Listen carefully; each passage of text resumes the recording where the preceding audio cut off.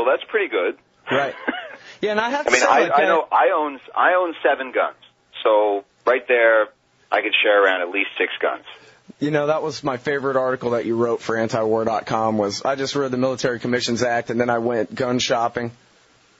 Yeah, no, that's it. And I bought beautiful Lee Enfield. One of the last Lee Enfield, they stopped making their bolt-action rifles in 1947. I got one of the at some pawn shop in the middle of the desert, in the middle of nowhere. Huh.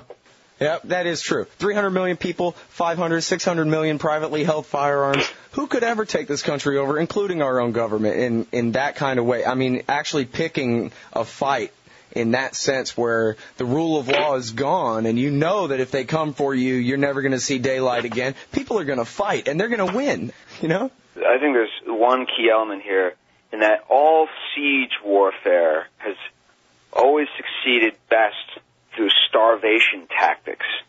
The problem is that food systems in the United States are the food supply chains are so elongated, they're so long, that all those systems are centralized.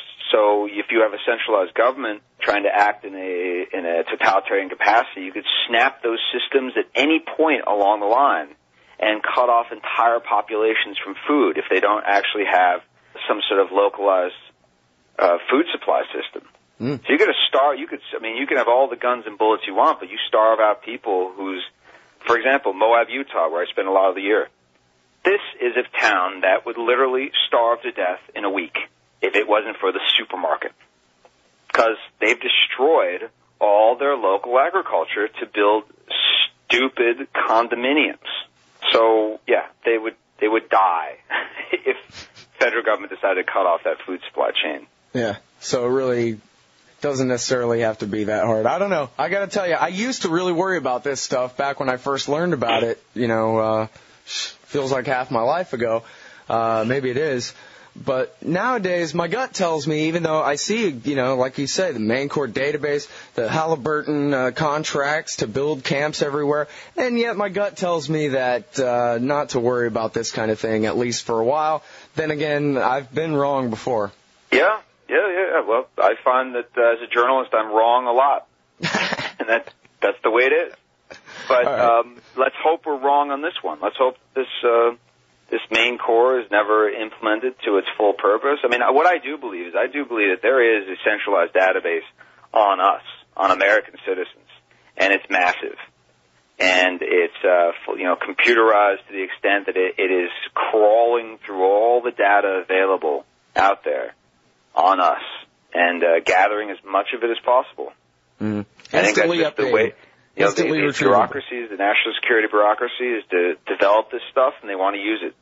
Yeah, and, you know, that's really the key, right, is that if they decide to look into Christopher Ketcham, it's not that, you know, any one goofball bureaucrat is sitting there following you around all day. All they have to do is hit a couple of keystrokes, and they pull up your entire life then.